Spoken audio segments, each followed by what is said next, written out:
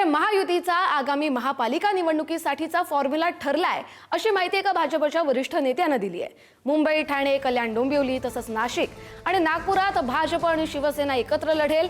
मात्र पुणे आणि पिंपरी चिंचवड महापालिकेमध्ये राष्ट्रवादी आणि भाजप वेगवेगळे लढणार आहेत। पुणे पिंपरी चिंचवडमध्ये भाजप आणि राष्ट्रवादीची ताकद समसमान आहे, त्यामुळे दोन्ही पक्ष वेगवेगळे लढतील।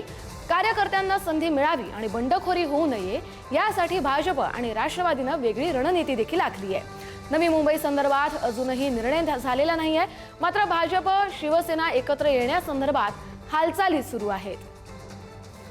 सुशांत सावंत आपले प्रतिनिधी आपल्याला या संदर्भातील अधिकचे अपडेट देतील। सुशांत, कस्तुरी, 2 दिवसापूर्वी महायुतीच्या प्रमुख नेत्यांची मुख्यमंत्र्यांसोबत जवळपास 4 तास बैठक झाली।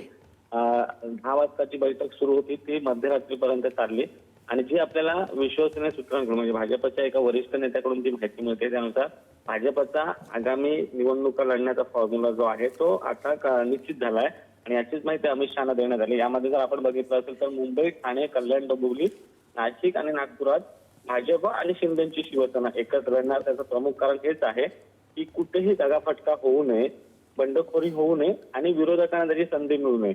तर दुसरीकडे राष्ट्रवादीला मुंबईत एक सोबत घेणार नाही, मात्र पुणे आणि पिंपरी चिंचवड महानगरपालिकेत राष्ट्रवादी, अजित पवारांची राष्ट्रवादी आणि भाजप लढणार, कारण दोघांची ताकद जी आहे ती समान आहे। त्यामुळे अर्थात कुठलंही नुकसान न होता कसं प्रत्येक पक्षाला आपली ताकद वाढवता येईल यावर भर दिला जातोय।